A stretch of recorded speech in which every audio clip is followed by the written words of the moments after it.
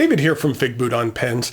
Today I have something brand new for you, and that is the new release from Lamy, which is the All-Star in Pacific Blue.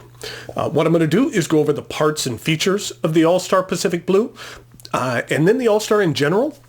Talk about what I care for and what I don't care for about it, show some measurements, some size comparisons, and then provide a writing sample.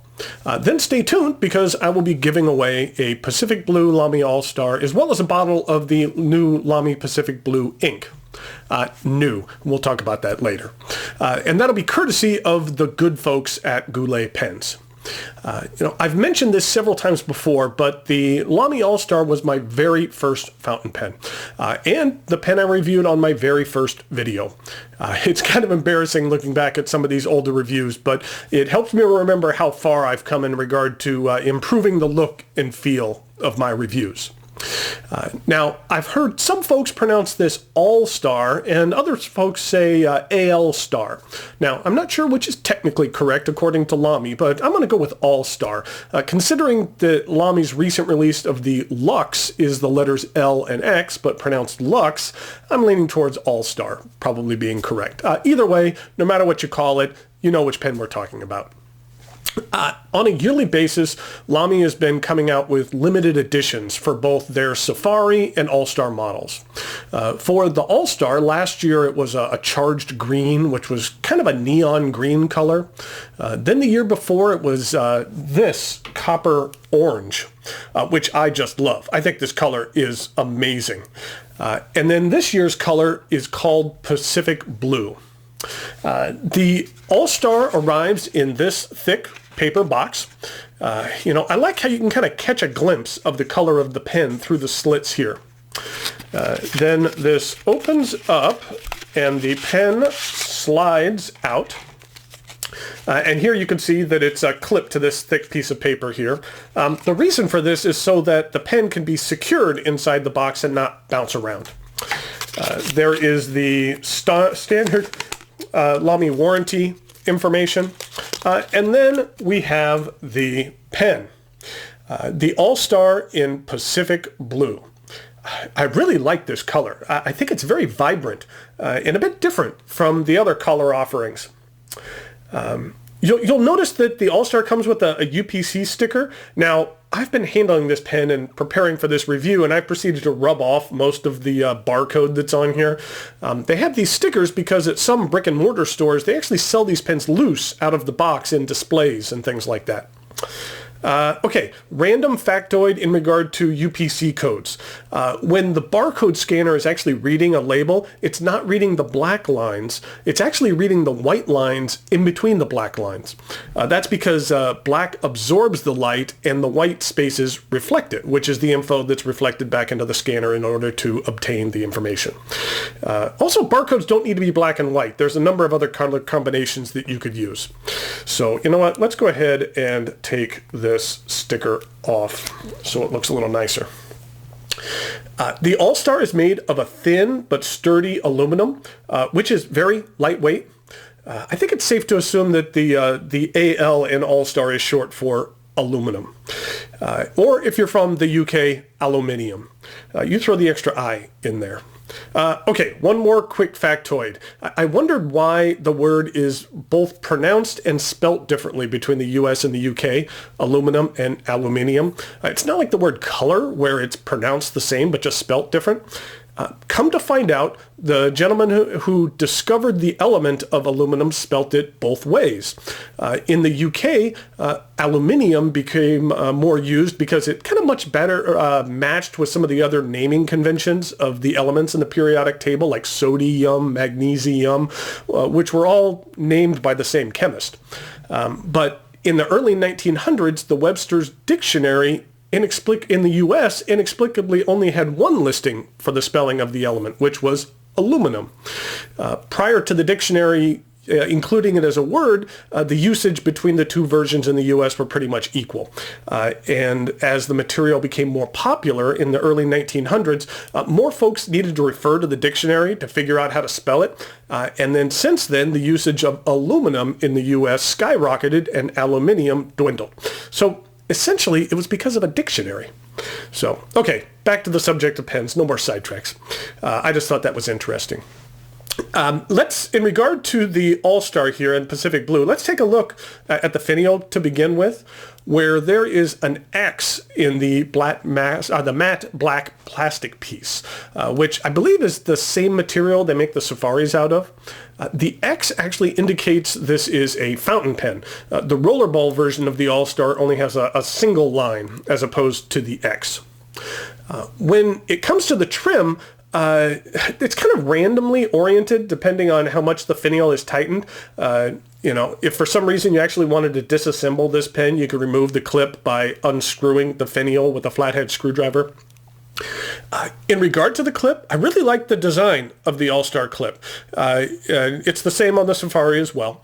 It's kind of minimalistic, but I think it's very versatile and functions very well. It can be used equally as well on like a thin dress shirt, but it can also really handle the thick material of a jeans pocket as well. The cap is perfectly round.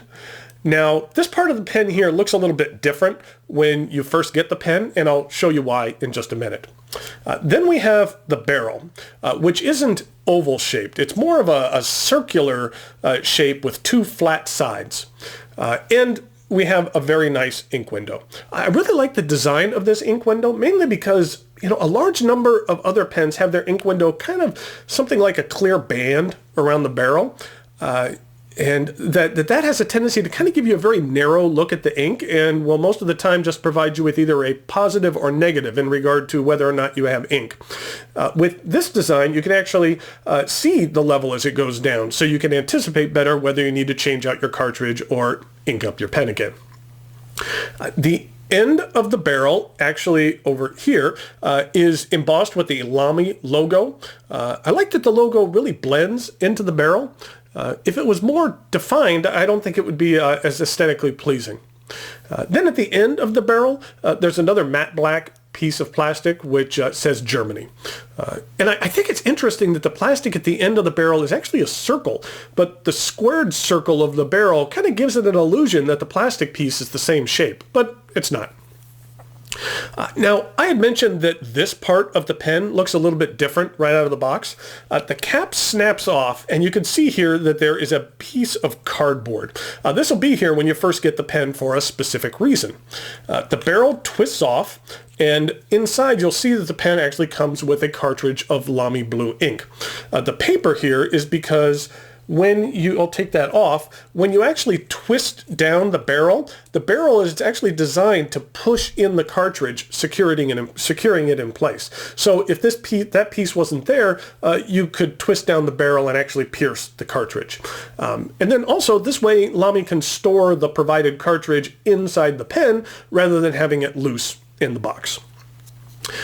Lamy does have proprietary cartridges and converters, and a Lamy converter is not provided with the pen, but when you do purchase this pen from Goulet, if you purchase it from them, they make it really clear that this one is not included with the pen and give you the option to add one there right at checkout. And I actually like that aspect of Goulet's site, that they really make it easy to make sure that you have everything you need for the pen that you're buying. But that Goulet did actually include a converter for me to give away along with this pen. Now, this is the Lamy converter.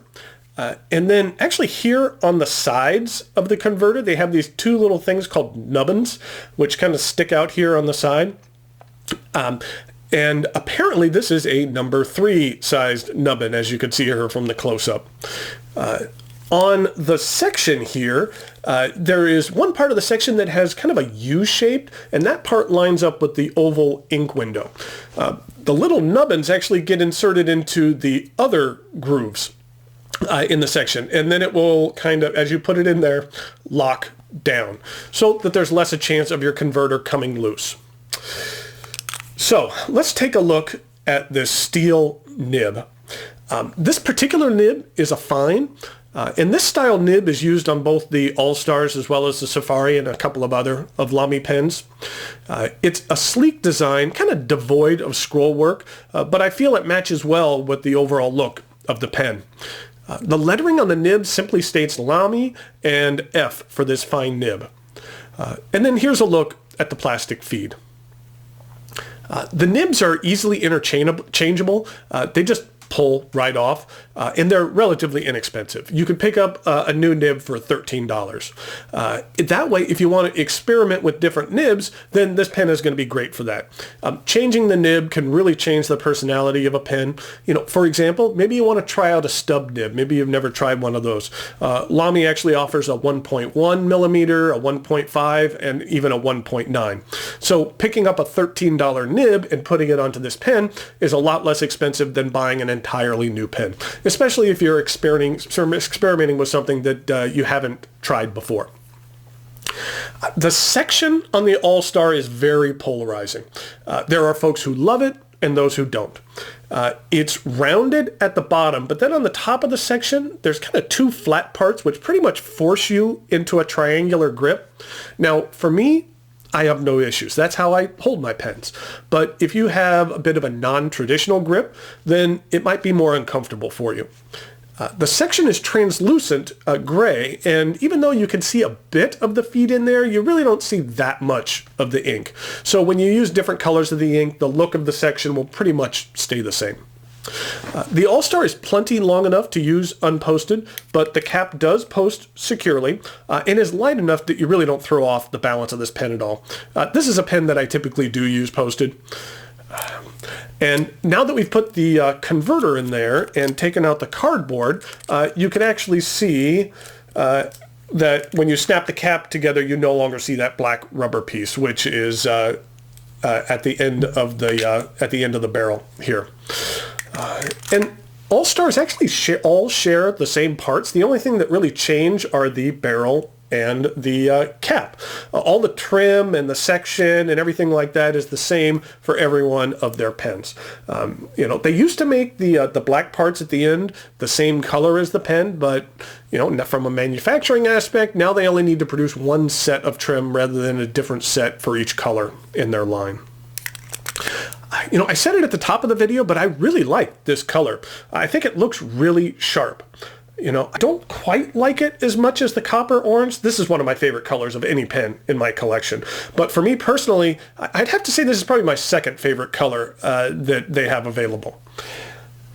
The All-Star retails for $37.60. And this special edition actually retails at the exact same price as their standard production line. And I really think that the All-Star is one of the best pens that you could buy under $40. Now, along with the release of the Pacific Blue, they also came out with a matching Pacific Blue ink. Now, the problem with that is the new Pacific Blue ink was actually Lamy's turquoise inks, just rebranded in a slightly different colored box and a slightly different colored cap on the bottle. Now, the way that Lamy rolled this out to retailers, I wouldn't call it an unforgivable sin, but basically, in my opinion, it was handled poorly. Lamy just informed retailers that this new ink would be available, but didn't tell them that it was not a new color. So retailers will now have two different SKUs with two different names for the exact same ink. Now, I assume as time goes on, retailers will most likely carry the new Pacific Blue ink and just not restock the turquoise, or one or the other. I don't think that Lamy was trying to deceive anyone. I just think they could have gone about it, the rollout differently, and communicated it better with their retail partners and customers. So I mentioned at the top of the review that this pen and this bottle of ink were provided to me by Goulet Pens for review and for giveaway. If you would like a chance to win both of these, simply leave a comment on YouTube below. Today is Saturday, February 18th, 2017. Sometime after midnight on Tuesday the 21st, I'm going to randomly select a commenter to win this set. And I will send it out to you wherever you are in the world. In the past, I've had folks win giveaways from the UK and Canada and New Zealand, and then the US as well. I think that's it in regard to winners outside the US. But eventually, there'll be more. In regard to a comment topic, why don't you just let me know what your favorite All-Star color is, and whether it could be from their standard line, or maybe it was one of the limited edition colors that are no longer available. Or even suggest what color you'd like to see in the future. The topic is not required, just a suggestion. And if you're not a subscriber, it'd be great if you could hit the subscribe button and turn on alerts so you could be notified whenever I post a review and do giveaways like this, which I try to do as often as possible. Thanks again to Brian Goulet and Goulet Pens for providing this pen and the ink. I'll put a link to where you could purchase this pen on their site below in the notes. So now it's time for some measurements, some size comparisons, and a writing sample.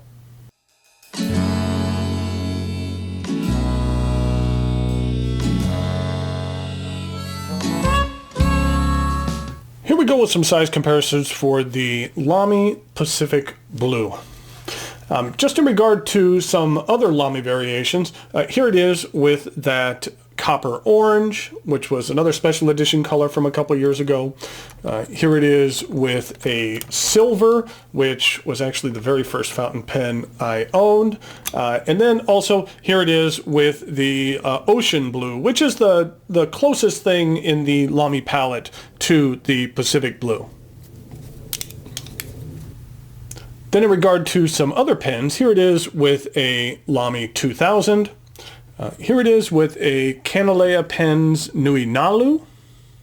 And then here it is with a Classic Pens LM1. Now, typically I shy away from looking at other reviews of a pen before I do mine, but I happened to see Anna's at the Well-Appointed Desk, her review of the Pacific Blue, and she had a fantastic suggestion. Lamy's release of their 50th anniversary, Lamy 2000, was pretty much universally panned for being rather uninspired and overly expensive. And she suggested that what they should have done was come out with a colored version of the standard 2000.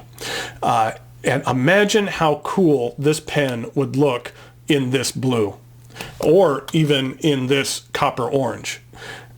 Boy, that would just look amazing. Lamy, if you're listening, I'm not telling you how to run your business, but at that point in time, you would have folks collecting every one of your $150 pens as opposed to your $30 and $40 pens. Just a suggestion.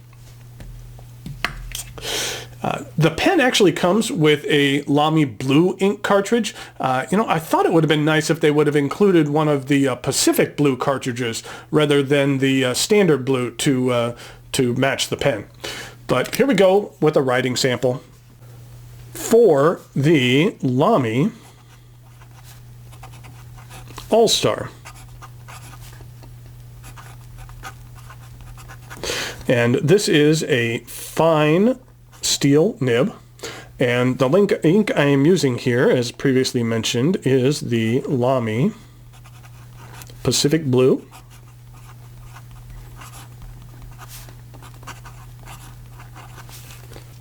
This is what the ink looks like. It's kind of on the lighter side of blue. It's somewhat similar to Pilot Iroshizuku Amairo. And not quite as dark as the Private Reserve Naples blue, but it's kind of in that same general family. I think it's pretty close to the Amairo. But as mentioned before, this is basically their turquoise ink that they had previously. It comes in these boxes, and then inside it comes in this bottle. I like the design of their bottle, and then also what they include is some little swabs here that you pull out and then tear off in order to clean the nib of your pen when it's done. So it's nice that that's included on there. Now, whoever wins this, forgive me, this is not quite full. I took a little sample of this for myself since I didn't have any Lamy's turquoise ink, but there's still plenty in there for you to enjoy. So here we go with the rest of the writing sample.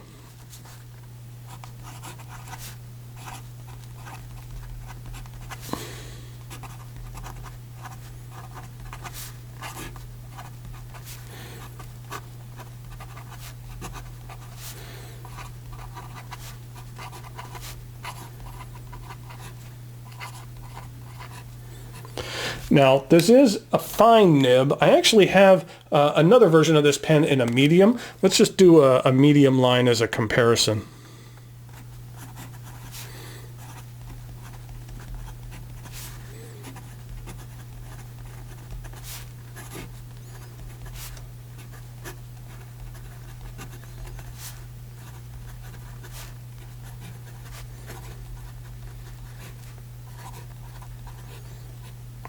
So you can see it's a little bit thicker there. In regard to line variation, this is a steel fine nib, and so you're not going to get tons of line variation out of here. You know, I'm not a huge fan of fine nibs, but I do find that the Lamy fine is one that I can tolerate. I don't find it to be very scratchy at all, and it lays down a decent thin line. In regard to wetness, I wouldn't say this is the wettest nib. You can see there that it's pretty much dry already.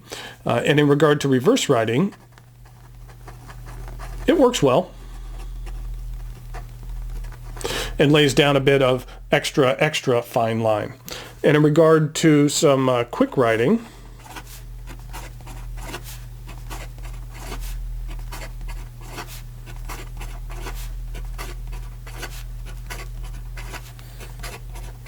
I don't find that this feed has a problem at all in this nib. Sometimes that can be an issue with the fine nibs. The ink flow isn't as great to them, and so you can get some trouble writing fast, but I don't find any problems with this pen at all. Thanks again to Brian Goulet at Goulet Pens for providing this pen and the ink for review and for giveaway. You can check out this pen on their store via the link below in the notes below. Thanks for watching, and I'll talk to you later.